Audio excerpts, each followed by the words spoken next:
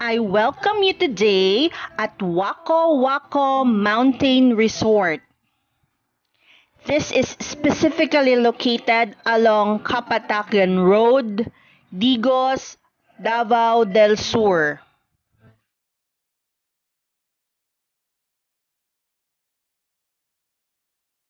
Since they just opened last September, ang mga daan po nila ay hindi pa lahat sementado. So ito ay paakyat and it is not yet cemented pero pwede na pong daanan ng maraming sasakyan.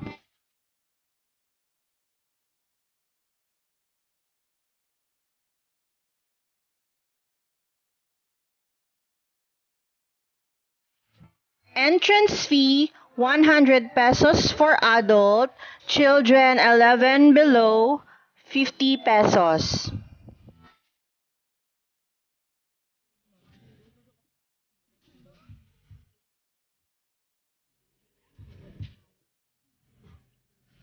So nasa taas pa po yung mismong mga cottages at makikita nyo po sa video na sementado naman po halos nung kalsada kaso lang yung sa center niya hindi pa rin siya cemented pero safe naman po lalo pa kung automatic po ang inyong mga sasakyan. Kung manual naman po ay advice na sa baba na lang kayo mag-park pati din po yung mga lowered sa baba na lang po tayo mag-park. Safe naman po sa baba dahil may mga nagbabantay naman po.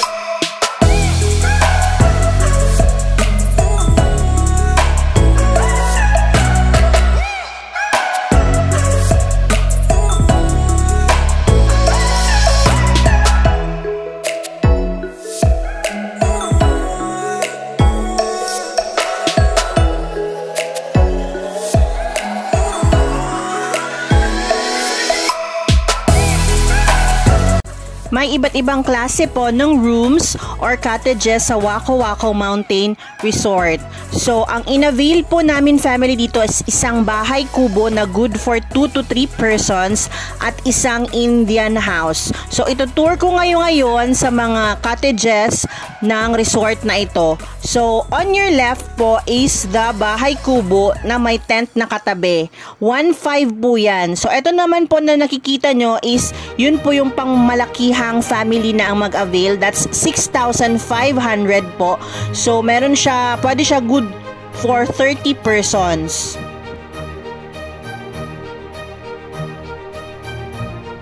Kung mapapansin nyo po, sa unang part ng video ay maraming mga hugot po na nakatarpaulin. So, feeling ko ito po yung kanilang pang hikayat ng mga tao, yung kanilang mga hugot.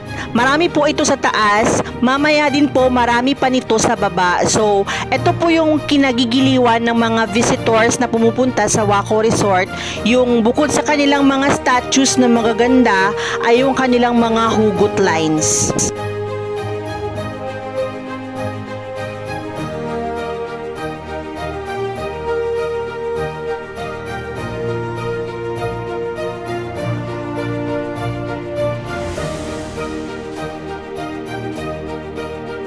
So ulitin ko po, ito yung kanilang bahay kubo with tent po sa katabi ng bahay kubo.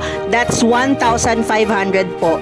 Yung inavail po namin is bahay kubo po na nasisirado lang siya. Wala po siyang tent na katabi. That's 1,000 pesos po.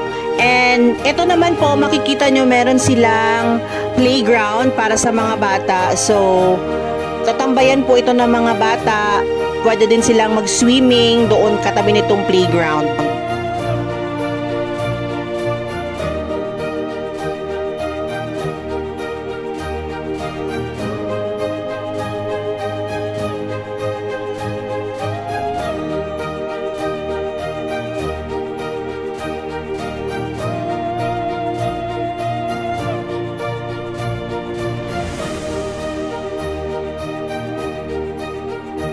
Ito naman po yung bahay kubo nila na may CR at lababo. So that's 2,000 pesos.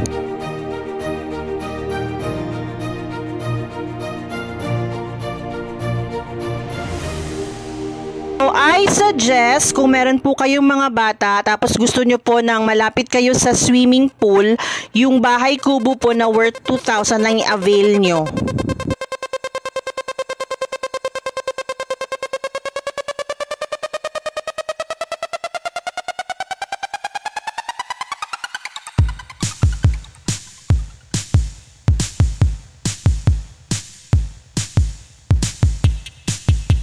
Kung napanood nyo po yung aking mga previous vlogs, ito na po yung pangatlong lugar na hindi mo kailangan ng passport para mapuntahan. So, yung first ko po na pinuntahan last time is Cambodia Fields, which is the Sir Ped's Coffee, Mount Apo. Then yung pangalawa po naming pinuntahan is yung Thailand Fields, which is the Temple of Thailand by Maryland. And last po ito is the Africa Fields, which is the Waco Waco Mountain Resort.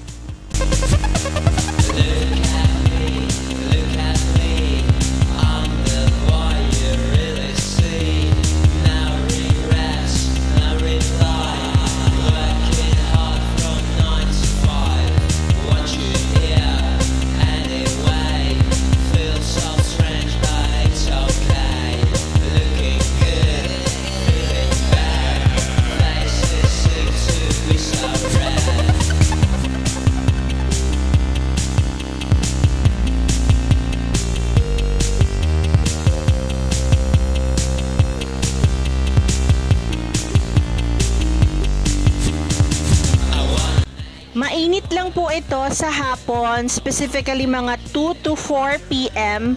Pero pagdating po ng gabi hanggang kinabukasan, super lamig na po ng lugar. So I suggest magdala po tayo ng jacket natin and extra mga habol or unan, kasi ang ipoprovide lang po ng mountain resort is yung kanila lang po na mga unan, habol at kutson.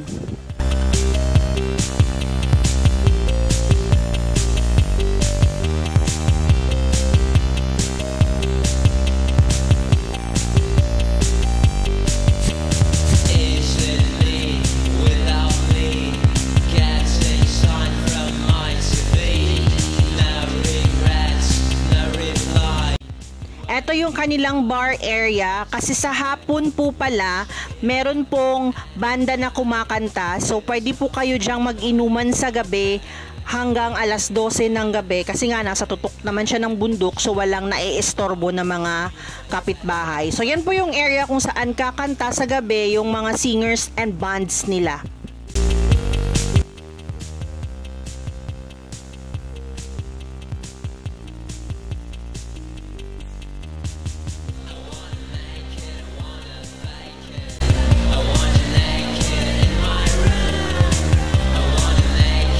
Another attraction nila is ito pong bowl sa gitna ng mountain ridge, maliban dito sa mga hugot lines nila. So, punta na po kayo dito sa Waco Waco Mountain Resort located at Kapatagan Road, Digos, Davao del Sur.